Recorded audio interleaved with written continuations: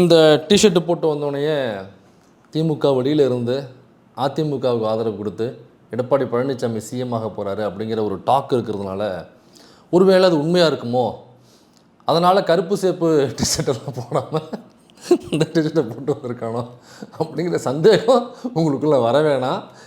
ஏன்னா இது கருப்பு கிடையாது, மேலேயும் கீழேயும் கரு நீளம், அது கருப்பு கிடையாது, இது வெள்ளை சேப்பு. சட்டையெல்லாம் துவைக்க போட்டிருக்கிறதுனால இந்த டிஷர்ட் எடுத்து போட்டிருக்கேன். மற்றபடி நீங்கள் நினைக்கிறது மாதிரி என்ன நடக்க போகுதுங்கிறது எனக்கும் தெரியல. இல்லை என்னென்ன பாசிபிலிட்டிஸ் இருக்குது இந்த கவர்மெண்ட் அமையிறதுல. ஒருவேளை அதிமுக ரூலிங்கில் உட்கார வச்சுட்டு திமுக வழியிலேருந்து ஆதரவு தர்றேன், ஏன்னா விஜய் வர வேண்டாம் அப்படின்னு நினச்சி இப்படி ஒரு கவர்மெண்ட்டை ஃபார்ம் பண்ணலாங்கிறதா ஆப்ஷன் 1. ஆப்ஷன் 2, டிஎம்கே நீங்கள் ரூலிங் பண்ணுங்கள், அதிமுக நாங்கள் வெளியிலேருந்து ஆதரவு தர்றோம், எனக்கு விஜய் வரக்கூடாது. இது option 2. Option 3, Congress, CPI, CPM, communist, அப்புறம் விசிகே இவங்கெல்லாம் சேர்ந்து விசிகா கிட்ட இவங்க டிவிகே கிட்ட போயிட்டு இந்த டிவிகே கவர்மெண்ட்டு ஃபார்ம் பண்ணுங்க அப்படின்னு இது ஆப்ஷன். வேறு என்ன ஆப்ஷன் இருக்குது? டிவிகே கூட காங்கிரஸும் பாமகவும் வந்துச்சுனாக்கா அப்படி ஒரு ஆப்ஷன் இருக்குது. அப்படி இல்லைனாக்கா டிவிகேக்கு திமுக நாங்கள் ஆதரவு தர்றோம், டிவிகே நீங்கள் அமைங்க அப்படின்னு எதிர்கட்சியாக ஏடிஎம்கே. அப்படி இல்லைனாக்கா ஏடிஎம்கே டிவிகேக்கு ஆதரவு தர்றேன், டிஎம்கே எதிர்கட்சி. இவ்வளோ பாசிபிலிட்டிஸ் இருக்குது. பட் இந்த பாசிபிலிட்டிஸுக்கு இடையில் இப்போ என்ன பாசிபிலிட்டிஸாக மூவ் ஆகிட்டு இருக்கிற பாசிபிலிட்டிஸ் என்னென்ன, பேப்பர்களில் வர்ற பாசிபிலிட்டிஸ் என்னென்னா, திமுக அதிமுகவுக்கு வெளியிலேருந்து ஆதரவு தர்றேன், ஏடிஎம்கே கவர்மெண்ட் ஃபார்ம் பண்ணுங்க, எடப்பாடி பழனிசாமி சிஎம்மாக இருக்கட்டும், பிரச்சனை இல்லை அப்படிங்கிறது பேச்சுவார்த்தையாக போயிட்டுருக்கு. இதுதான் நடக்க போகுது அப்படின்னு அந்த கட்சியில் உள்ள நாடாளுமன்ற உறுப்பினர் ஐயா தம்பிதுரை அவர்கள் ப்ரெஸ் மீட்டில் சொல்லியிருந்தார். அப்போ அந்த கவர்மெண்ட் அமைய போதோ, அந்த கட்சியில் உள்ள முக்கிய பொறுப்பாளர் சொல்கிறாரு, அப்போ அதுதான் சரியாக இருக்கும் போல் இருக்கு. நிறைய பத்திரிகையாளர்களும் அதை பேச ஆரம்பிச்சிட்டாங்க, எழுத ஆரம்பிச்சிட்டாங்களே. இது பாசிபிலிட்டிஸ் 1. பாசிபிலிட்டிஸ் 2 என்னன்னாக்கா, காங்கிரஸ் ஏற்கனவே டிவிக்கு கூட போயிருச்சு. மீதம் இருக்கிற சீட்டுக்கு சிபிஐ, சிபிஎம், விசிகே இந்த 3 இந்த பக்கம் வந்தாக்கா டிவிகே கவர்மெண்ட்டை ஒரு முற்போக்கான கவர்மெண்ட்டாக ஃபார்ம் பண்ணிடலாம். பிஎம்கே வந்தால் தான் உள்ள அது சாதிய ரீதியான ஒரு கட்சியை உள்ளழுத்ததாக இருக்கும். அப்போ விசிகே வராது. அப்போ விசிகே 2 கம்யூனிஸ்ட்டு அப்புறம் காங்கிரஸ், இது ஏற்கனவே காங்கிரஸ் இருக்கிறனால இவங்க போயிட்டாக்க டிவிகே கவர்மெண்ட் ஃபார்ம். இந்த 2 பாசிபிலிட்டிஸ், இந்த 2 பாசிபிலிட்டிஸில் எது நடக்க போகுது? இதில் திருமா எப்படி சிஎம்மாக வர முடியும்? திருமா தான் எம்எல்ஏவே கிடையாதுங்க, அவர் எம்பி இல்லை, அவர் எம்எல்ஏவாக நிற்க போகிறேன்னாரு. ஒருவேளை இதெல்லாம் மனசில் வச்சுக்கிட்டு தான் முன்னாடியே சொன்னார் அவர். அப்புறம் சில குழப்பங்கள்ல அது வேண்டான்னு மறுத்தாரோன்னு உங்களுக்குள்ள சந்தேகம் இருக்குல்ல. சரி, அந்த சந்தேகத்தை அப்படியே வச்சுக்கோங்க. அப்போ எம்பியாக இருக்கிற தீர்மா எப்படி எம்எல்ஏவாக கூட இல்லாத பொழுது எப்படி சிஎம் ஆக முடியும்? ஆக முடியும், 100% ஆக முடியும். அதுதான் இப்போ நடக்கவும் போகுது. அதை இந்த வீடியோவில் நம்ம பார்ப்போம்.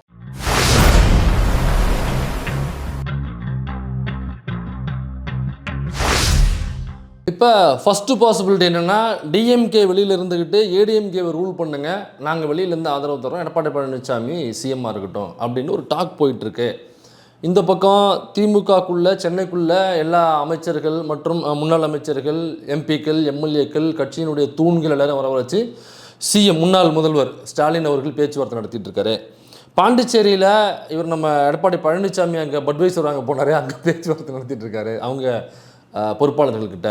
அப்போ இந்த பேச்சுவார்த்தை போயிட்டுன்னு வெளியிலேருந்து தகவல்கள் வந்துச்சு, இந்த கவர்மெண்ட் தான் ஃபார்ம் ஆக போகுது, என்ன விஜயை விட்டுறக்கூடாது, அவர் ரொம்ப மோசமான ஒரு கல்ட்டு கூட்டத்தை வச்சுருக்காப்புல, கூட இருக்கிற யாருமே ஐடியாலஜிக்கலான பர்சனே கிடையாது, ஒரு எக்ஸ்ட்ரீமிஸ்டான ஆட்கள் தானே கூட இருக்காங்க, அவங்கள கவர்மெண்ட்டை ஃபார்ம் பண்ண விட்டோம்னாக்கா அது ரொம்ப இக்கட்டான சூழலை போய் முடிஞ்சிருமே, அதனால் இந்த கவர்மெண்ட்டை ஃபார்ம் பண்ணலாம் அப்படின்ற ஒரு டாக் போயிட்டு இருந்துச்சு. இப்போ இதை ஏற்கனவே முதல்வர் அவர்கள் தெளிவுபடுத்திட்டார். இந்த டாக் போனது ஒருவேளை உண்மையாக இருக்கலாம், ஆனால் அந்த டாக் கண்டிப்பாக போயிருக்கும். இப்படி போகும் பொழுது அதிமுகவிலேருந்து இங்கே வந்து அப்ரோச் பண்ணியிருக்கலாம், அல்லது திமுகவிலேருந்து அங்கே போய் அப்ரோச் பண்ணியிருக்கலாம், அல்லது இடைத்தரகர்களாக யாராவது வந்து இந்த பேச்சுவார்த்தையை எடுத்துருந்துருக்கலாம். ஆனால் இந்த பேச்சுவார்த்தை ஒருவேளை போயிருந்த பட்சத்தில் அவங்களுடைய முடிவு என்னங்கிறது ரொம்ப கிளியர் கட்டாக அன்றைக்கி காலையிலேயே ஸ்டாலின் அவர்கள் சொல்லிட்டாரு. குறிப்பாக அந்த இங்கிலீஷ் பேப்பருக்கு கூட உடனடியாக பேட்டியும் கொடுத்துட்டார். அந்த பேட்டியை எடுத்த நிருபர் இருக்கார்ல, அவரே ஒரு பதிவு பர்சனலாகவும் போட்டிருந்தார். இப்படியாப்பட்ட ஒரு தலைவராக நான் உண்மையிலேயே வாழ்க்கையில் நான் பேட்டி எடுத்ததே கிடையாது, இவ்வளவு ஜென்யூன் பர்சனை இந்த தமிழ்நாடு மிஸ் பண்ணிருச்சுன்னு அந்த பேட்டி எடுத்து ஒரு பர்சனலாக ஒரு போஸ்ட் போட்டிருந்தார். எனக்கு நான் சொல்லும் பொழுது சொன்னேன், இந்த எதிர்கட்சியாக அதாவது முன்னாடி எதிர்க்கட்சியாக இருந்தவங்க அல்லது இப்போ டிவிகேவாக இருக்கட்டும், அவங்க போகிற போக்கில் இந்த பாயிண்ட்டு சொன்னீங்கன்னா நல்லா இருக்குன்னு ஒரு பாயிண்ட்டு சொன்னேன், ஆனால் அவர் வேணான்னு மறுத்துட்டாரு, அது வந்து நாகரிகமாக இருக்காது, அது வேண்டாம், நம்ம ஏற்கனவே ரூலிங்காக இருந்திருக்கோம், எல்லா கட்சியை மதித்து மக்கள் ஓட்டு போட்டிருக்காங்க, அதனால் நம்ம இப்படி சொல்லக்கூடாதுன்னு சொல்லி அந்த இடத்த ஒரு பஞ்சிங் மொமெண்ட்டு ஒரு கிளாப்பிங் மொமெண்ட் இருந்துமே அது வேண்டான்னு தவிர்த்துட்டு போனார். இப்படியாப்பட்ட ஒரு நாகரிகமான ஒரு புகழேந்தி ஐயாவும் தமிழ்நாடு மிஸ் பண்ணிருச்சு அப்படின்னு அவரும் பதிவு போட்டுட்டார். அப்போ மறுநாள் அவரும் ரொம்ப தெளிவாக ஸ்டேட்மெண்ட் கொடுத்துட்டாரு, நாங்கள் இந்த மக்களுடைய முடிவு இது, இந்த மக்களுடைய முடிவுக்கு எதிராக நம்ம போகக்கூடாது, அது ஜனநாயக முறையில் இருக்காது, அதனால் அவங்க கவர்மெண்ட்டு ஃபார்ம் பண்ணணும், யார் தாவேக்கா விஜய் தலைமையிலான தாவேக்கா கவர்மெண்ட்டு ஃபார்ம் பண்ணணும், ஆனால் இந்த நலத்திட்டங்கள் எதுவுமே தயவு செஞ்சு நிப்பாட்டிடாதீங்க, இது மக்களுக்கான நலத்திட்டங்கள். இப்போ இருக்கிற ஃபினான்ஷியல் சூழலில் உங்களால் நீங்கள் சொன்ன 2500 என்கிற உரிமை தொகை தர இயலாது என்பது எனக்கு தெரியும், அதனால் 2500 தர முடியாமல் இருந்தாலும் பரவாயில்ல, அட்லீஸ்ட் ஏற்கனவே இருந்த 1000 ரூபாயாவது அவங்களுக்கு மாதம் மாதம் போகிறது மாதிரி தடுக்காமல் அதை கொண்டு போய் சேர்த்துருங்க. அப்புறம் கொண்டு நலத்திட்டங்கள்லாம் முக்கியமான நலத்திட்டங்கள் அதையும் கொஞ்சம் நிப்பாட்டிடாதீங்க, மேற்கொண்டு நீங்கள் நலத்திட்டங்களை சேருங்க அப்படின்னு சொல்லி ரொம்ப ஜென்யூனாக அந்த புகழேந்தி ஐயா ஒரு ப்ரெஸ் மீட்டில் ஒரு ஸ்டேட்மெண்ட் கொடுத்துருந்தார். அது மட்டும் இல்லாமல் இப்போ தான் கவர்மெண்ட் புதுசாக ஃபார்ம் பண்ணுறாங்க, ஒரு 6 மாதத்துக்கு எந்த தொந்தரவும் நம்ம கொடுக்கக்கூடாது, அழுத்தங்கள் கொடுக்கக்கூடாது, அதனால் எதிர்கட்சியாக நம்ம 6 மாதத்துக்கு அப்புறம் தான் செயல் பண்ணணும், அது வரைக்கும் அவங்க முதல்ல கற்றுக்கிட்டோம், புது பையன் வந்திருக்காப்புல, சின்னஞ்சிறுசாக இருக்காப்புல, வேறு மாதிரி சினிமாவில் ஒரு மாதிரி குஜிலி மஸ்தாக இருந்திருப்பாப்புல, அதெல்லாம் உள்ளே வந்து கொஞ்சம் கொஞ்சமாக கற்றுக்கிட்டோம், அதுக்கப்புறம் நம்ம பார்த்துக்கலாம், 6 மாதத்துக்கு நாங்கள் எந்த தொந்தரவும் கொடுக்க மாட்டோம், அழுத்தமும் கொடுக்க மாட்டோம், அரசியல் ரீதியாக கூட நாங்கள் எந்த அழுத்தமும் கொடுக்க மாட்டோம், சட்ட ரீதியாகவும் நாங்கள் கொடுக்க மாட்டோம் அப்படிங்கிறது ரொம்ப தெளிவுபடுத்திட்டார். அப்போ இந்த டிஎம்கே ஏடிஎம்கே அந்த வெளியிலிருந்த ஆதரவு ஏடிஎம்கே ரூலிங் அப்போ அது இல்லை அப்படிங்கிறதுக்கு ஏற்கனவே முற்றுப்புள்ளி வச்சுட்டார். ஸோ பொதுவெளியில் அவர் முற்றுப்புள்ளியாக வைத்து விட்டார். ஒருவேளை அந்த டிசிஷனை மாற்றி மறுபடியும் அந்த டிஸ்கஷனுக்குள்ளே போய் இல்லை நம்ம டிஎம்கே ஏடிஎம்கே அந்த அலையன்ஸை கொண்டு வர்றதான் நல்லது, ஏடிஎம்கே ரூலிங்கில் நம்ம அலையன்ஸாக போகாமல் வெளியிலிருந்து ஆதரவு கொடுக்குறதான் நல்லது அப்படின்னு ஒருவேளை முடிவெடுத்திருக்காங்கன்னு நீங்கள் நினச்சிங்கனாக்கா அது பொதுவெளியில் வராத வரைக்கும் நம்ம நம்ப முடியாது. பொதுவெளியில் ஏற்கனவே முன்னாள் முதலமைச்சர் என்ன சொல்லியிருக்காரோ அதுதான் அவங்களுடைய அந்த கட்சியினுடைய கடைசி முடிவு, இதுக்கப்புறம் அதை நாங்கள் திருத்திட்டோம் நாங்கள் மாற்றிக்கிட்டோன்னு அவர் சொன்னால் தான் நம்ம அதை பற்றி பேச முடியும், அதனால் இது வரைக்கும் அப்படி எதுவும் சொல்லவும் இல்லை அவர். அப்போ மற்றபடி வேறு என்னென்ன டாக்குகள் போயிட்டு இருந்தாங்க, டிவிக்கே கூட காங்கிரஸ் எப்படான்னு காத்துக்கிட்டு இருந்த காங்கிரஸ் ரிசல்ட்டு வந்தோடனே முதல் ஆளாக ஓடி போய் நாங்கள் உங்களுக்கு ஆதரவு கொடுக்குறோம், காங்கிரஸே ஆதரவு இல்லாமல் நின்றுக்கிட்டு இருக்காங்க ரோட்டில், எந்த கட்சியாவது ஆதரவு கொடுத்தா தான் அவங்களே நீங்கள் நிற்க முடியும், திமுக அந்த ஆதரவு கொடுத்துச்சு, இப்போ டிவிக்கு ஆதரவு கொடுக்க போகுது, அதுக்கப்புறம் யார் முதல்ல குத்த போகிறாங்க அப்படிங்கிறது நம்ம தெரியல, அதனால் முதல்ல காங்கிரஸ் ஓடி போயிடுச்சு. அடுத்தது ரெண்டாவதாக அவங்களுக்கு அந்த 10க்கும் மேற்பட்ட சீட்டுகள் தேவைப்பட்டதுனால அந்த 5 சீட்டை வச்சுட்டு அவங்களால ஆட்சி அமைக்க முடியாது. ஆனால் என்ன பண்ணாங்க, சிபிஐ சிபிஎம் விசிகே கிட்ட ஆதரவு கேட்டு போனாங்க. அப்போ நிர்மல்குமாரை சிபிஎம்முக்கு அனுப்புனாப்புல, ஆதவர்ஜுனா ஒரு இடத்துக்கு அனுப்புனாப்புல, அந்த இவர் மன்னிக்கணும் இவன் பழைய மாதிரி வருது சட்டமன்ற உறுப்பினர் ஆகிட்டாப்புல அருண்ராஜ் அவர் இடத்துக்கு அனுப்புனாப்புல, இவங்கெல்லாம் பேசும்பொழுது சிபிஎம் கட்சி சார்ந்தவங்கெல்லாம் எப்படி உட்காந்துருந்தான்னு உங்களுக்கே தெரியும். நிர்மல்குமார் கெஞ்சாத குறையாக ஐயா நான் மாது வந்திருக்கேன், அது 2 சீட்டு, ஐயோ சண்முகம் இருக்கார் பாருங்க, அந்த கருத்து முதல்வாதம் படிச்சிங்களா, பொருள் முதல்வாதம்னு என்னன்னு உங்களுக்கு தெரியுமா அப்படின்ட்டு முதல்ல அதை போய் படிச்சுட்டாங்க. இட்டுன்னு போகிறதில்ல இப்போ அரசியல், படிச்சுன்னு போகிறது தான் அரசியல். அவங்க எங்கே போய் கருத்து முதல்வாதம் பொருள் முதல்வாதம் படிக்கிறது, அப்புறம் விரட்டி விட்டாங்க. அதேமாரி விசிகே கிட்ட போனாங்க, விசிகே கிட்ட போனோடனே தலைவர் சொல்லிட்டாப்புல, லிட்டில்ஸ் பிசிஸ்பா, பிஜேபி கவர்மெண்ட்டை திருத்து போராட்டம் வச்சுருக்கோம், லிட்டில் பிசிஸு, நீங்கள் வேணால் போயிட்டு நாளைக்கு வாங்களேன் அப்படின்னு மறுநாளும் போயிருக்காங்க. தம்பி நான் பேச்சு மாற மாட்டேன் தம்பி, டுடே ஆல்சோ லிட்டில்ஸ் பிசிஸு, இன்றைக்கி அதே தான் சொல்கிறேன், போயிட்டு நாளைக்கு வாங்கிட்டார். அப்போ எல்லாம் சேர்ந்து இன்றைக்கி தான் முடிவெடுக்க போகிறாங்க, சிபிஐ சிபிஎம் விசிகே சேர்ந்து முடிவெடுக்க போகிறதாக தகவல் வந்திருக்கு. அவங்களுடைய முடிவு என்னவோ அதை பொறுத்து தான் டிவிக்கு கவர்மெண்ட் ஃபார்ம் பண்ண போதா. தம்பி 108 எடுக்கிறது பிரச்சனை இல்லை, முக்கியம் இல்லை, இந்த 2 சீட் எடுக்கிறது தான் முக்கியம், புரியுதா? நான் 108 எடுத்துட்டேன், சரி ராஜா, அந்த 2 சீட்டு யார் எடுப்பா? தம்பி இல்லை தம்பினே சொல்லலாம், ஏன்னா அரசியலில் நாம் தான் அண்ணன் சொல்லலாம். நீங்கள் எடுத்த 108 ரீல்ஸில் வாங்கினது, தலைவன் வாங்கின 2 ரியல்ஸில் வாங்கினது, ரியல்ஸுக்குள்ள வித்தியாசத்தை பார்த்தியா? ரீல்ஸ் நம்பரில் அதிகமாக தெரியலாம் ராஜா, ஆனால் ஸ்ட்ராங் ரியல்ஸ் தான், அந்த 2 நிற்கிது பற்றியா இல்லையா அன்றைக்கி?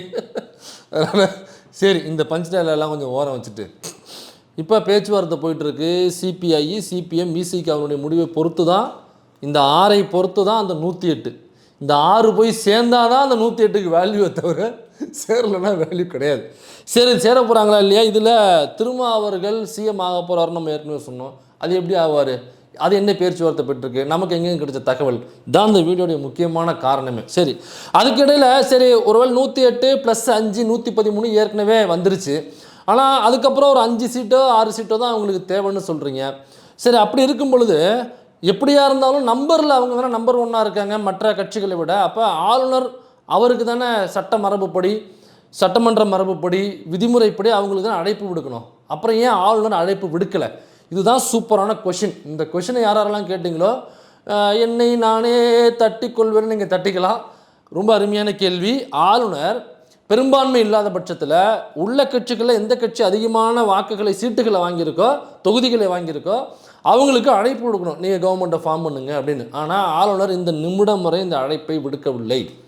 அப்போ அழைப்பை விடுக்காத ஆளுநருக்கு எதிராக அதிகமான சீட்டு நாங்கள் வாங்கியிருக்கோம் அப்படின்னு சொல்கிற கட்சி இதுவரைக்கும் ஏன் கண்டன குரலை எழுப்பவில்லை? இதுவரை ஏன் ஒரு அறிக்கை கூட விடவில்லை? இதுவரை ஏன் சட்டப்படி அந்த நடைமுறைக்கு எதிராக ஏன் நீதிமன்ற வாசலை நாடவில்லை? இதை நாடி இருக்கணுமா இல்லையா?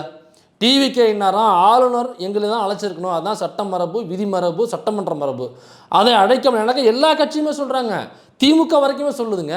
திமுக சொல்லுது, காங்கிரஸில் சொல்லுது, எல்லா கட்சியுமே அதை தான் சொல்கிறாங்க. பெரிய பெரிய நீதிபதிகள்லேருந்து, பெரிய பெரிய தலைமைச் செயலாளராக இருந்தவங்கலேருந்து எல்லாருமே அதானே சொல்லிக்கிட்டு இருக்காங்க. அதான ரூல்ஸு, அதான சட்டம். அப்போ ஆளுநர் ஏன் சட்டத்தை மதிக்கலை?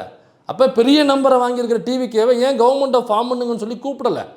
அப்போ கூப்பிடாத அந்த ஆளுநரை ஏன் டிவிகே கண்டிக்கல? கூப்பிடலாங்கிறது ஓகே, தெரிஞ்சு போச்சு. அப்போ அவரை கண்டிக்கணும்ல, நீங்கள் கண்டிக்க வேண்டிய முதல் பொறுப்பு உங்களுக்கு தானே இருக்குது. எப்போ நீ சிஎம்மாக வந்து மக்களுக்காக போராடணும்னு பார்த்தாக்கா ஒன்னே சிஎம் ஆக்கிறதுக்கு இங்கே மக்கள்லாம் சேர்ந்து போராட வேண்டியது இருக்குது. நீ சிஎம் ஆனதுக்கப்புறம் வந்து எங்களுக்கான போராட்டத்தை எப்படி முன்னெடுப்பேன்? இந்த டுபாக்கூர் ஆளுநர், இவன் ஆரண்டர் கூட கிடையாது இந்த ஆளுநர், இந்த டுபாக்கூர் ஆளுநரை பார்த்தே நீங்கள் இப்படி பயப்படுறீங்கன்னா நாளை பின்ன பிஜேபி எப்படி எதிர்ப்பீங்க? சட்டமன்றத்தில் பார்த்தீங்களே ஏற்கனவே ஆர்.என். ரவி யார்? ஓ, அந்த பேட்சா, அவரையே திமுக காரங்க எப்படி ஓட விட்டாங்க பார்த்தீங்களா இல்லையா? உடனே மேலே தட்டி ஓட விட்டாங்க கண்டிங்களா இல்லையா?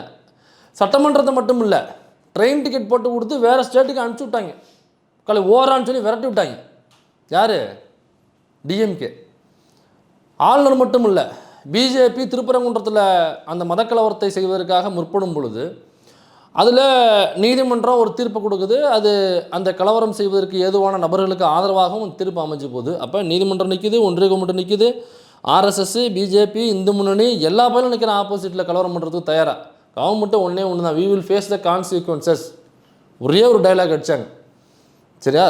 அப்போ எல்லா கவர்மெண்ட்டையும் இப்படி மதக்கலவரம் பண்ண வர்ற ஆர்எஸ்எஸ் பிஜேபிக்கு எதிராக அவங்க ஆளுநர் மட்டும் அடித்த இடத்துல ஆர்எஸ்எஸ்ஸையும் அடித்து துரத்துறாங்க அங்கே. ஆனால் நீங்கள் என்ன பண்ணுறீங்க? உங்கள் கையில் ஆட்சி வரப்போகுது, நீங்கள் எதிர்குரல் எழுப்பணும். நீங்கள் குரல் எழுப்பினா தான் உங்களே ஆதரித்து ரீல்ஸ் போடுறவங்க உங்களுக்காக குரல் எழுப்புவோம். ஆளுநரை கண்டிக்கிறோம், ஏன் ஆளுநர் பிஜேபியின் ஆதரவாக செயல்படுகிறார் அப்படின்னு அவன் குரல் எழுப்பான். நீங்களே குரல் எழுப்பினாக்கா உங்களுக்கு ஆதரவாக குரல் எழுப்பக்கூடிய எப்படி குரல் எழுப்பான்? அப்போ நீங்கள் ஏன் ஆளுநருக்கு எதிராக குரல் எழுப்பலை? ஏன் குரல் எழுப்பலைன்னா இப்படியாக இதை போட்டு உருட்டிக்கிட்டே இருந்தோம்னு வைங்களேன், கொஞ்சம் நாளாக என்ன தெரியுமா பண்ணுவாங்க ஆளுநர், சரிப்பா அப்புறம் நீங்களும் வரல, அப்புறம் இந்த கவர்மெண்ட்டும் ஃபார்ம் ஆகலை, சரி அப்போ என்ன பண்ணலாம், அப்போ பெரும்பான்மை இல்லையா, சரி இங்கே வாங்க, இல்லைங்க வந்து ஆட்சி அமைங்க அப்படின்னு சொல்லி கொடுத்துருவாங்க. ஆனால் 2 வாரத்துக்குள்ளே நீங்கள் பெரும்பான்மை நிரூபிக்கணும். ஒருவேளை டிவிகேவா ஆளுநர் கூப்பிட்டு நீங்கள் ஆட்சி அமைங்க அப்படின்னு சொன்னாங்கனாக்கா அடுத்த 2 வாரத்திற்குள் சட்டமன்றத்துக்குள்ளே தங்களுடைய பெரும்பான்மை நிரூபிக்கணும். அதுக்குள்ளே அந்த 118க்கான வேலையை பார்த்து வெளியிலேருந்து ஆதரவா உள்ளிருந்து ஆதரவா அப்படிங்கிறத ஏதோ சில கட்சிகள்கிட்ட, சின்ன சின்ன கட்சிகள்கிட்ட, அல்லது சீட் 2 சீட்டு 3 சீட்டு 5 சீட்டு வச்சுருக்கோள்கிட்ட பேசி நீ 118 நம்பரை காமிக்கணும். 118 நம்பரை காமிச்சினாக்கா அந்த கவர்மெண்ட்டை அப்படியே நீங்கள் த்ரூ பண்ணலாம். அதுக்கப்புறம் அந்த ஆதரவு தெரிவிச்சவங்க எப்போ அதிருப்தியில் வெளில வர்றாங்களோ திரும்ப அது குழப்பமாகும். அப்போ குழப்பம் வராமல் வைக்கிறதுக்கு என்ன பண்ணணுமோ அந்த கவர்மெண்ட்டை நீங்கள் அப்படியே கூட்டு போகணும். அப்போ அந்த 2 வாரத்தில் பெரும்பான்மை நிரூபிக்கிறதுக்கு நீங்கள் தவறிட்டீங்க அப்படின்னாக்கா அதுக்கப்புறம் ரீஎலெக்ஷன் சொல்லுவாங்க. ஆனால் அந்த ரீஎலெக்ஷன் எப்போங்கிற டேட்டு சொல்ல மாட்டாங்க, பிஜேபி கவர்மெண்ட் சொல்லாது, போட்டு இழுக்கடிப்பாங்க. அப்போ இழுக்கடிக்கும் போது என்னாகனாக்கா சில வருடங்கள் கூட ஆகலாம். அந்த வருடங்கள் வரைக்கும் இங்கே ஜனாதிபதி ஆட்சியோ அல்லது ஆளுநர் ஆட்சியோ நடைபெறும். இப்போ ஆளுநர் ஆட்சியோ ஜனாதிபதி ஆட்சியோ நடந்துச்சுனாக்கா யாருடைய ஆட்சி நடைபெறும்? பிஜேபி ஆர்எஸ்எஸ்னுடைய ஆட்சி நடைபெறும். பிஜேபி ஆர்எஸ்எஸ் ஆட்சி அந்த ரீஎலெக்ஷன் வரைக்கும் நடந்தாக்கா தமிழ்நாட்டின் நிலைமை என்னவாக இருக்கும், அப்புறம் அவங்க என்னென்னலாம் உள்ளே கொண்டு வருவாங்க அப்படிங்கிறத நீங்களே யோசிச்சுக்கோங்க. அப்போ இதெல்லாம் நடக்காமல் இருக்கணும்னாக்கா ஆளுநர் ஆட்சியோ ஜனாதிபதி ஆட்சியோ நடக்காமல் இருக்கணும். அப்போ அது நடக்காமல் இருக்கணும்னாக்கா ரீஎலெக்ஷன் போகாமல் இருக்கணும். ரீஎலெக்ஷன் போகாமல் இருக்கணும்னாக்கா இவர் ஆளுநர் தான் எங்களை ஆட்சி அமைக்க அழைக்கவில்லை. அப்போ பிஜேபி ஆளுநருக்கு அழுத்தம் கொடுத்து டிவிகே ஆகிய எங்களை ஆட்சி அமைக்க விடாமல் தடுக்கிறது. அப்போ இந்த ஆர்எஸ்எஸ் பிஜேபி சங் பரிவார் கும்பல்கள் ஆளுநரை கைக்குள் போட்டுக்கொண்டு எங்களுக்கு ஆட்சி அமைக்க தடைகளை போடுகிறது, முட்டுக்கட்டைகளை போடுகிறது. பாருங்கள், பிஜேபி ஆர்எஸ்எஸ் எங்களை எந்த அளவுக்கு ஆளுநர் கை வச்சு ஆட்டி படைக்குது அப்படிங்கிறத பொதுவெளியில் அருண்ராஜ்லேருந்து ஆதவ் அர்ஜுன்லேருந்து நம்ம சில்பா குமார்லேருந்து இவர் பேர் என்ன லூஸ் மோகன்லேருந்து சட்டமன்ற உறுப்பினரா ராஜ்மோகன்லேருந்து விஜய்லேருந்து எல்லாருமே பேசணும். விஜய் இதை பற்றி வாய் திறந்து பேசணும். எல்லாருமே ப்ரெஸ் மீட் பண்ணுறாங்க பாருங்கள், எல்லாருமே ப்ரெஸ் மீட் பண்ணிட்டு இருக்காங்க. விஜய் மட்டும் ப்ரெஸ் மீட் பண்ணவே இல்லை. அப்போ ஆளுநர் எதிர்த்து பேசணுனாக்கா அது இப்படி பிஜேபின்னு தெரிஞ்சிடும்ல. அப்போ இப்போ என்ன உருட்டிக்கலாம்னாக்கா கைஸ் பாருங்க கைஸ், இந்த திமுகவும் மதிமுகவும் ரெண்டு கட்சியும் ஒன்று சேர்ந்து இந்த ஒருத்தனை பார்த்து ரெண்டு கட்சியும் பயந்து போய் என்ன ஆட்சி அமைக்க விடாமல் இவங்க பிஜேபியை கைக்குள்ளே போட்டுக்கிட்டு இவ்வளவு வேலைகள் பண்ணுறாங்கன்னா அப்போ யார் கெத்து அப்படின்னு இதே டைலாக் விஜய் பேசினாக்கா மாசா ரீல்ஸாக கட் பண்ணி போடுவீங்க. நம்ம விஜய் இல்லை, நம்மளுக்கு பேர் மட்டும்தான் விஜய், அதனால நம்ம பேசினா அது கெத்தாக இருக்காது. அப்போ இந்த மாதிரி பேசி உருட்டிக்கலாங்கிற லைனை ஏற்கனவே எடுத்துட்டாங்க. பாருங்கள், ஒரு சின்ன பையன் முதல் முறையாக ஆட்சிக்கு வர்றாரு. ஏன் இவங்க 2 பேருமே தான் மாறி ஆட்சி செய்யணுமா? ஏன் புதுசாக ஒருத்தர் வந்து ஆட்சி செய்யக்கூடாதா?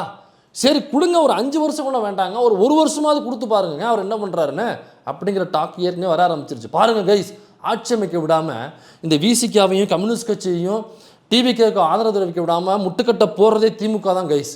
பாருங்கள், திமுகவை போய் திரும்ப சந்திக்கிறாரு, வந்து அப்புறம் கம்யூனிஸ்ட்டை சந்திக்கிறாரு, கம்யூனிஸ்ட் கட்சி போய் ஸ்டாலினை சந்திக்கிறாங்க. அப்போ இதுக்குள்ளே ஒரு குழப்பம் நடக்குது பாருங்கள். இதெல்லாம் கண்ட்ரோல் பண்ணுறது ஸ்டாலின் தான் கைஸ். ஸ்டாலின் வந்து எல்லாரையும் கண்ட்ரோலில் வச்சுருக்காரு கைஸ். அப்போ டிவிக்கே ஆட்சிக்கே வரக்கூடாதுங்கிறதுல பாருங்கள் எவ்வளோ முட்டுக்கட்டைகள், அதிகாரத்தை எவ்வளோ துஷ்பிரயோகம் பண்ணுறாங்க பாருங்க கைஸ் அப்படின்னு ஒரு நேரட்டிவ் எடுக்க ஆரம்பிச்சிட்டாங்க. அப்போ உண்மையிலேயே ஆளுநரை கைக்குள் வைத்திருக்கிற பிஜேபியை நீங்கள் கண்டிக்காமல், ஆளுநரை இதுவரையும் கண்டிக்காமல், இதுக்கெல்லாம் நண்பீஸ் ஃபேமிலிஸ் இதுக்கெல்லாம் காரணம் திமுகவும் அதிமுகவும் தான் ஃபேமிலிஸ் அப்படின்னு சொல்கிறதுக்கு பின்னாடி அப்போ அந்த பிஜேபியை பாதுகாக்கணும், இதை வச்சுக்கிட்டு திமுக அதிமுகவை ஒழிச்சு கட்டணும். அந்த ஆளுநர் ஆட்சியோ ஜனாதிபதி ஆட்சியோ வந்துச்சுனாக்கா நாம் திமுக அதிமுக தான் காரணம்னு சொல்லிட்டு ஈஸியாக விலகிடலாம். சிபிஐ சிபிஎம் விசிகேவை நம்ம கூட இணையாமல் விட்டது இந்த திமுக தான். அப்போ இந்த ஜனாதிபதி ஆட்சிக்கு இந்த ஆளுநர் ஆட்சிக்கு யார் காரணம்? இந்த திமுக தான் அப்படின்னு ஈஸியாக நீங்கள் பாலை தூக்கி போட்டிங்கனாக்கா, அல்லது ஒரு வீடியோவில் என்ன சிஎம் சார், முன்னாள் சிஎம் சார், நீங்கள் நினச்சதை நடத்திட்டீங்க போலையே, ஒரு சின்ன பையன் என்னையை பார்த்து இவ்வளவு பயந்துட்டிங்கனாக்கா முதல் முறையாக வர்றவனை பார்த்து அது என்னுடைய வெற்றி தான் சார் அப்படின்னு சொல்லி ஓட்டிக்கலாம். அப்போ பிஜேபியை ஆர்எஸ்எஸ் எதிர்க்க துணிவில்லாத நீங்கள் இந்த காரணத்தை கொண்டு போய் திமுக மேலே போடுறதுனா உங்களுடைய காரணமாக இருக்க முடியும். சரி, இப்போ என்ன பேச்சுவார்த்தைகள் போயிட்டுருக்கு? சிபிஐ சிபிஎம் விசிக்கு தங்களுடைய நிலைப்பாடு என்ன? நாங்கள் தாவேகா ஆட்சி அமைப்பதற்கு பெரும்பான்மை தேவைப்படுகிறது, அந்த பெரும்பான்மைக்கு நாங்கள் உதவ போகிறோமா இல்லையா அப்படிங்கிற இந்த 3 கட்சிகளும் இன்றைக்கி நாங்கள் சொல்ல போகிறோம் அப்படின்னு ஒன்று கூடியிருக்காங்க. அது என்னவோ தெரில, வாங்கினா ஒரே மாதிரி 4 சீட்டுன்னு ஜெயிக்கிறாங்க, அதே மாதிரி 2 சீட்டு ஜெயிக்கிறாங்க. இது என்ன டாக் டீம்னு நமக்கு புரியல. அதனால் 3 பேரும் சேர்ந்து இன்றைக்கி நாங்கள் எங்களுடைய கருத்தை தெரிவிக்கிறோம் அப்படின்னு சொல்லியிருக்காங்க. இதுக்குள்ளே திரும்ப எப்படிங்க சிஎம் ஆக முடியும்? தாராளமாக ஆகலாம். என்னையா லூஸ் மாதிரி பேசிகிட்டு இருக்கேன். 2 சீட்டு தான் ஜெயிச்சிருக்காங்க, அவர் 108 ஜெயிச்சிருக்காரு. அவர் எப்படி அதோட ஒரு எம்எல்ஏவாக இருந்தால் தாங்க வந்து சிஎம்மாகவே ஆக முடியும். எம்எல்ஏவாக இல்லாதவர் எப்படிங்க சிஎம் ஆக முடியும்? இல்லை சும்மா லூசுத்தனமாக பேசிகிட்டு இருக்கீங்க. நீங்கள் கேட்கலாம், நீங்கள் கேட்குறது சரிதான். ஆனால் இப்போ ஒரு எம்பியாக இருக்கார், எம்பியை ராஜினாமா பண்ணிவிட்டு அவரை சிஎம்மாக அறிவிக்கலாம். ஆனால் அறிவித்த 3 மாதத்துக்குள்ளே அவர் எம்எல்ஏவாக ஆகி காமிக்கணும். அப்போ 3 மாதத்துக்கு ஒரு பை எலெக்ஷன் வருது. 2 தொகுதியில் விஜய் ஜெயிச்சிருக்காரு, ஏதோ ஒன்று ரிசைன் பண்ணியாங்கன்னு. அவர் ரிசைன் பண்ண தொகுதியில் 3 மாதத்துக்குள்ளே பை எலெக்ஷன் நடத்தி அந்த எம்எல்ஏவை சூஸ் பண்ணணும் எலெக்ஷன் கமிஷனு. அப்போ ஏதோ ஒரு தொகுதியில் இப்போ ஃபார் எக்ஸாம்பிள் திருச்சி கிழக்கில் அவர் ரிசைன் பண்ணுறாருன்னு வைங்க, அங்கே திருமாத்தோழரை வந்து அவருடைய எம்பி பதவியை ரிசைன் பண்ணிவிட்டு அவர் அங்கே தாவேக்கா போட்டியிட வைக்கலாம். தாவேக்கானாக்கா அவங்க போட்டிடுறாங்க, திருமானம் போட்டிடுறாரு, அதனால் நாம் அங்கே கேண்டிடேட் போடலை. ஸோ அந்த இடத்துல பானை சின்னத்தில் அவர் நிற்கிறாரு. அதனால் விசிகாவுக்கு போன முறை வாக்களித்த எல்லோரும், விசிலுக்கு வாக்களித்த எல்லோருமே இந்த முறை அங்கே நீங்கள் பானை சின்னத்தில் வாக்களித்து என்னுடைய அண்ணன் திருமா அவர்களை மாபெரும் வெற்றி பெற செய்ய வேண்டும் அப்படின்னு சொல்லி ஏற்கனவே திருமா அவர்களுக்கு ஆதரவாக, அண்ணன் திருமாவிற்கு ஆதரவாக நிறைய பேர் இருக்கு. ஏன் இதில் சொல்லப்போனால் திமுகவிற்கும் கூட இப்படி ஒரு சூழல் ஏற்பட்டு அந்த இவர் சிஎம்மாக வரணும், வரப்போகிறாரு, அங்கே வந்து நின்று ஜெயிச்சாக்க வரணும் அப்படின்னாக்கா அதில் திமுகவும் கூட எந்த ஒரு சந்தேகமும் இருக்காதுன்னு நினைக்கிறேன். அல்லது திமுகவுக்கு அதில் டவுட்டும் இருக்காது. சொல்லப்போனால் திமுக சப்போர்ட் கூட பண்ணலாம். சரிங்க, நாங்களும் கேண்டிடேட் போடலங்க, இப்போ திமுகவுக்கு ஆதரவு தெரிவிச்ச எல்லோரும் பானைக்கு போய் ஓட்டு போடுங்க, திரும்ப சிஎம் ஆகட்டும். ஏன் ஒரு முறை திரும்ப சிஎம் ஆகக்கூடாதா? அங்கே ஒரு தலித்தையும் முதலமைச்சராக்குவதற்கு தான் நான் அரசியலுக்கு வந்தேன் அப்படின்னு சொன்னவர் நம்மளுடைய ஆதவர்ஜுனா அவர்கள். யாரை? விஜயை மேடலை வச்சுக்கிட்டு அந்த அம்பேத்கர் புத்தக வெளியீட்டில் சொன்னது ஒரு தலித்தை முதல்வராக்குவதுதான் என்னுடைய கனவு நோக்கம் அப்படின்னு பேசினவர். உட்காந்து ரசிச்சிங்க இல்லை? அதுக்கப்புறம் தானே அவர் வந்து கட்டிப்பிடிச்சிங்க. கட்டிப்பிடிச்சி அதுக்கப்புறம் தானே நீங்கள் கட்சியிலே சேர்த்திங்க. அப்போ அப்படியே ஒரு தலித்தை முதலமைச்சராக்குவதற்கான அந்த வாய்ப்பு இப்போ விஜய் கையில் வந்து நிற்குது. இதை நீங்கள் தாராளமாக செய்யலாமே. இதை செஞ்சாக்க தமிழ்நாட்டு மக்கள் வேணான்னு சொல்லுவாங்களா? இங்குள்ள முற்போக்கு சக்தியில் வேணான்னு சொல்லுவாங்களா? அப்போ அந்த முடிவு எடுங்க. இப்போ டிஎம்கே எதிர்கட்சி, ஆளுங்கட்சியாக தாவேகா. அப்போ அதில் அண்ணன் திருமா அவர்கள் முதலமைச்சர் கேண்டிடேட், அவர் தான் முதலமைச்சராக வந்து உட்கார்றாருனாக்கா துணை முதல்வராக விஜய் இருந்துட்டு போட்டோம். அண்ணன் திருமா அவர்கள் அண்ணன் திருமாவை விட கவர்னன்ஸ் பண்ணுறது யாருங்க ஆள் இருக்கா? இப்போ நீங்கள் பாருங்கள், இப்போ கவர்னன்ஸ் பண்ணுறதுக்கு இப்படி வந்து நின்றுச்சு. அண்ணன் திருமாவா அல்லது நடிகர் விஜயா? வாத்தியார் திருமாவா, நடிகர் விஜயா வந்து நின்றுச்சு. அரசியலுக்கே பலன் எடுக்கக்கூடிய ஒரு தலைவர் திருமா அவர்கள். அப்போ விஜய் அவர்கள் இப்போ தான் வந்திருக்காரு, இதை சும்மா பேசிகிட்டு இருக்காரு தவிர கவர்னன்ஸ் யார் பண்ணுறது? சமூக நீதினா என்னென்னு தெரியுமா? பேப்பர் இல்லாமல் சமூக நீதியை பற்றி பேசுவாரா நடிகர் விஜய்? நீங்கள் நடிகர் விஜய்க்கு நீங்கள் ஃபேனாகவே இருங்க, நான் கேட்குற கேள்வி நியாயம் இருக்கான்னு பாருங்கள். அப்போ அவர் கவர்னன்ஸ் பண்ணிட்டோம், இவர் துணை முதல்வராக இருக்கட்டும், அதில் என்ன பிரச்சனை? நாடு நல்லா இருக்க தானே போகுது. இல்லை அப்படி இல்லை, அதில் எதுவும் பிரச்சனைனாக அதுக்கப்புறம் அவங்களுக்குள்ள முடிவெடுத்து வேறு ஏதோ ஒரு முடிவு நகர போகிறாங்க. அப்போ இந்த வாய்ப்பு இப்படி வரும்பொழுது தான் நான் திரும்ப அவர்களை அங்கே பை எலெக்ஷன் அளிக்க வச்சு அந்த 3 மாதம் ஜெயிச்சு, அப்போ இப்போ முதல்வராக பொறுப்பேற்கிறது நான் திரும்ப அவர்களே பொறுப்பேற்கலாம். எம்எல்ஏ இல்லாத திரும்ப அவர்களே பொறுப்பேற்கலாம். பொறுப்பேற்றுட்டு 3 மாதத்துக்குள்ளே ஒரு எம்எல்ஏவை ஜெயிச்சு காமிக்கணும், அவ்வளோதான் ரூல்ஸு. அதான் சட்டம் சொல்லுது, சட்டமன்ற மரபும் அதான் சொல்லுது. அப்போ அந்த பாசிபிலிட்டிஸ் இருக்கும் பொழுது எங்க 2 சீட்டு தானே வாங்கியிருக்காங்க அவங்க. 108 வாங்கி நம்பி 108 வாங்கினாலும் நீங்கள் நிற்க முடியாதுப்பா, சிஎம் வாங்க முடியாது. 108னாங்க 2 வாங்கியிருக்காருல, அந்த 2 ஒன்று தேவையா இல்லை? அப்போ 2 தேவை தானே. அப்போ அவரை விட நடிகர் விஜயை விட தலைவர் திருமா அவர்களுக்கு அரசியல் அறிவு, மற்ற சமூக அறிவு எல்லாமே அவருக்கு அதிகம். அவர் இந்த இந்தியா கூட்டணிங்கிறத உருவாக்குனதே அவர் தான். அதில் முக்கியமான ஒரு ஆள். அந்த உருவாக்குனதில் அந்த கூட்டணி உடையாமல் சதறாமல் கொண்டு போனதில் முக்கிய பொறுப்பு தலைவர் திருமா அவர்களுக்கு இருக்குது. அப்போ இந்த ஆப்ஷனை ஏன் யூஸ் பண்ணி தலைவர் திருமா அவர்களை சிஎம்மாக ஆக்கக்கூடாது? இந்த 24 தொகுதியில் வந்து பொது தொகுதியில் பட்டியல் சமூக மக்களை நிற்க வச்சு ஜெயிச்சிட்டாங்க அப்படின்னு ஒரு தவறான தகவல் பரப்பிட்டு இருக்கு. யார்? தாவேக்கா நிற்க வச்சு ஜெயிக்க வச்சிருச்சுன்னு ரொம்ப தவறான தகவலை பரப்பிட்டுருங்க. சரி, ஒருவேளை அது உண்மையாக அது தவறாக இல்லையாங்கிறது நான் அடுத்த வீடியோவில் சொல்கிறேன். இப்போ அது உண்மையினே வச்சுக்கங்க. அதனால் அவங்க பட்டியல் சமூக மக்களுக்கு ஆதரவானவங்கன்னு எடுத்துக்கலாமா? அப்போ பட்டியல் சமூக மக்களுக்கு ஆதரவாக பட்டியல் சமூக மக்கள் ஒடுக்கப்படுறதுக்கு அவனோட உரிமைகள் மீட்பதற்கான அளவுகள் என்னன்னாக்கா, எந்த கட்சி பொது தொகுதியில் பட்டியல் சமூக மக்களை நிற்க வச்சு ஜெயிக்க வைக்குதோ அவங்க பட்டியல் சமூக மக்களோட உரிமைகளை மீட்டுவாங்கன்னு அர்த்தமா? இதுவரைக்கும் நடந்த பட்டியல் சமூக மக்களான பிரச்சனைகளுக்கு நடிகர் விஜய் என்ன குரல் கொடுத்துருக்காரு? இந்த போஸ்ட் மெட்ரிக்கான அந்த உதவித்தொகை இருக்குது பாருங்கள், பிஹெச்டியில் பட்டியல் சமூக மாணவர்களுக்கு மட்டும், அது இல்லைன்னு சொல்லிட்டாங்க பிஜேபி கவர்மெண்ட். அப்போ தலைவர் திருமா குரல் கொடுக்குறாரு. தலைவர் திருமா அதை பற்றி பேசுகிறாரு, பார்லிமெண்ட்டில் பேசுகிறாரு, இங்கே பேசுகிறார், அறிக்கை விடுறாரு, ஆர்ப்பாட்டத்தில் பேசுகிறாரு. ஆனால் விஜய் இது வரைக்கும் அதை பற்றி வாயை திறக்கலையே. ஏன்னா அதை பற்றி அவருக்கு தெரியாது. அதனால் குத்தம் சொல்லலை, அவருக்கு தெரியாது. Don't know about that. அதான் பிரச்சனை. இப்போ அதனால தான் சொல்கிறோம், அது அளவுகள் கிடையாது. பொது தொகுதியில் வரைக்கும் நிற்க வச்சு ஜெயிக்க வச்சிட்டாங்கன்றதே நீங்கள் அளவுகளாக எடுத்துகிட்டு வரக்கூடாது. அது ஒரு மேஜிக் பண்ணுறது மாதிரி.